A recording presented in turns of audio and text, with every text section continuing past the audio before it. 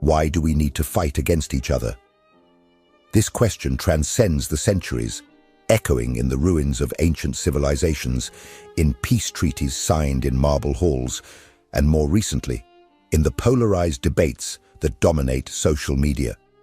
In a world that considers itself civilized, enlightened, and advanced, why does the impulse for conflict persist? Why do societies that build cathedrals, museums, and universities also build weapons, armies, and battlefields?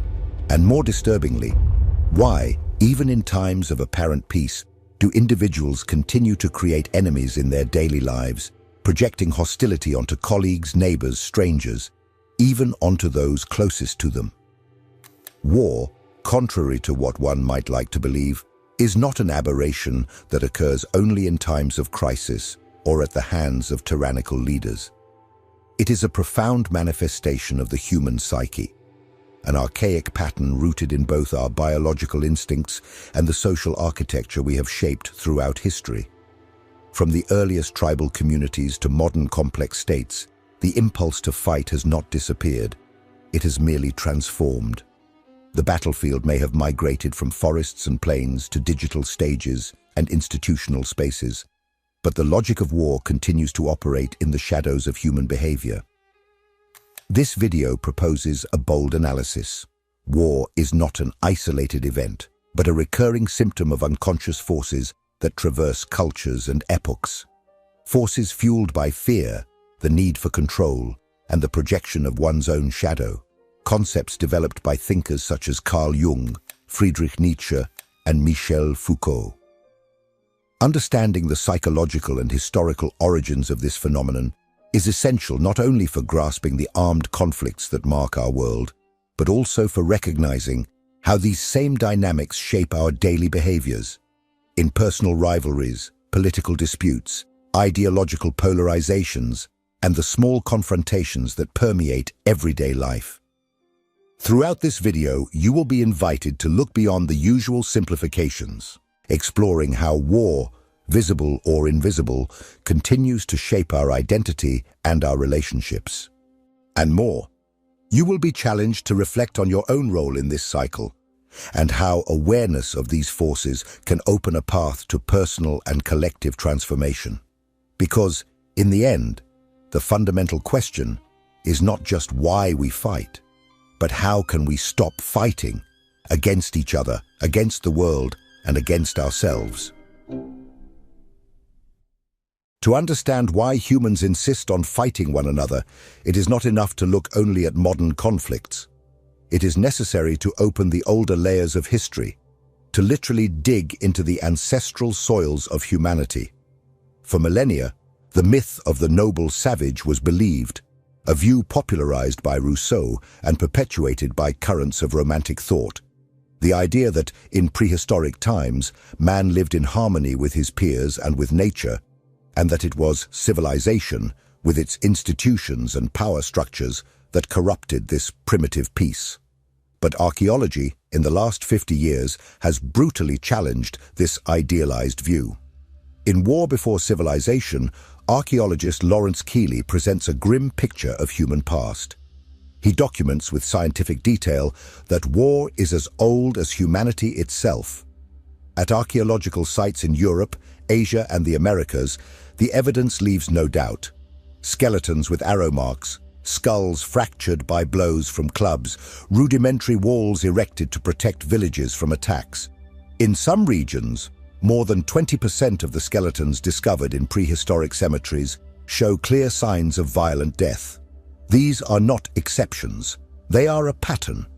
The first farmers of Neolithic Europe, for example, built their villages surrounded by ditches and defensive palisades.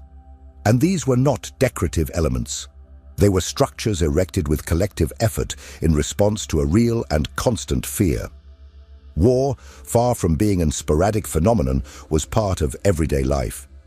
Keeley estimates that the rates of mortality from violence in these pre-state societies were much higher than in the industrialized societies of the 20th century, even considering the world wars. But primitive war was not motivated solely by economic or territorial gains. Pierre Clastres, in his seminal work Society Against the State, proposes an intriguing reading. For many indigenous societies, waging war was a way to avoid tyranny. In these groups, the political structure deliberately opposed the centralization of power. Leaders often did not possess coercive authority. Their role was more symbolic than governmental. External conflict served paradoxically as an internal regulator. Keeping groups in a constant state of mobilization prevented the emergence of a dominant elite. War, in this context, was not just a means of survival, but an instrument of social balance. This panorama forces us to reconsider our more comfortable notions about human nature. The impulse for conflict was not introduced by civilization, nor is it an accident of historical development. It emerges from something deeper, from a psychic need that seems to traverse cultures and epochs. The creation of an other, of an enemy, has always been fundamental to the construction of collective identity. Defining who we are inevitably requires defining who we are not.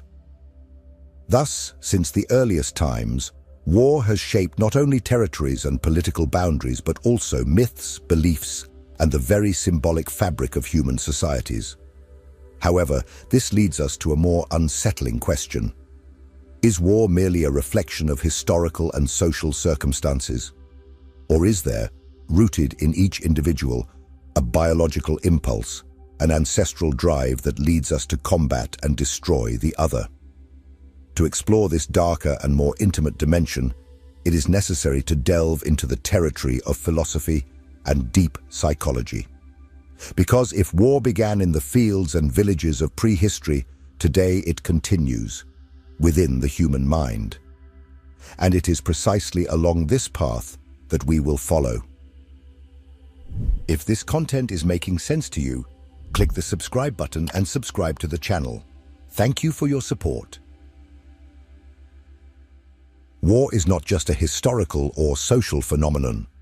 Reducing human conflicts to disputes over territory or resources would ignore a much more unsettling dimension: the fact that the impulse for conflict is inscribed in the very constitution of the human psyche. To understand it in all its depth, it is necessary to turn not only to archaeology and history, but also to philosophy and psychology, to the ground where great thinkers sought to understand the true nature of man. Thomas Hobbes, in Leviathan, formulated a brutal and lucid view of the human condition. For Hobbes, in his natural state, man is not a peaceful being. He is driven by fears and desires that place him in constant competition with others. Without a strong central power to regulate their actions, individuals would inevitably tend to devour one another. Hence, his famous maxim, "Man is a wolf to man." In this scenario, war is not an exception but the natural state of human relations. Peace, on the other hand, is a fragile construction maintained only by structures of power and the threat of punishment. Jean-Jacques Rousseau offered a different but equally revealing perspective. For him, primitive man was peaceful and free, but was corrupted by the emergence of private property and social institutions. In this process, inequality was born, and with it, conflict. War, in this sense, would be a product of civilization, not of human nature. However, even in Rousseau, there remains the recognition that the desire for domination, once awakened, takes deep root in the hearts of men. Freud, in turn, in Civilization and Its Discontents, went even deeper. For him, the impulse for conflict arises from an innate drive, the death instinct, or thanatos. Each individual carries within them a destructive impulse that needs to be controlled and sublimated for civilization to function. But this impulse never completely disappears. Under pressure, it erupts, manifesting itself in acts of violence, intolerance, and war. Freud describes civilization as a field of constant tension between eros, the impulse for life and union, and thanatos, the impulse for destruction. Thus, from Hobbes to Freud, a disturbing picture emerges. War is not an occasional aberration, but a direct or sublimated expression of impulses that inhabit us all. It is not the other that makes us go to war. It is something within us that projects onto the other the enemy to be fought. And here arises an even deeper and more unsettling concept, that of the shadow, developed by Carl Gustav Jung. According to Jung, all human beings carry in their unconscious a repressed part of themselves, dark aspects, fears, unacceptable desires that cannot be integrated into the image we construct of ourselves. This shadow, when unrecognized and unworked, tends to be projected onto others. The enemy becomes the receptacle of the qualities we reject in ourselves.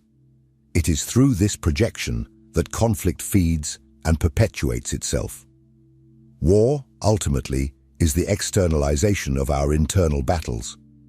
But if the impulse for war arises in the unconscious, if it is fueled by the shadow and deep drives, then the question that arises is, how are these forces manipulated, amplified, and directed by power structures? Who benefits from the constant creation of enemies?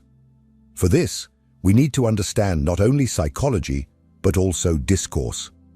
It is time to move to a new level of analysis, to explore how power organizes and legitimizes war,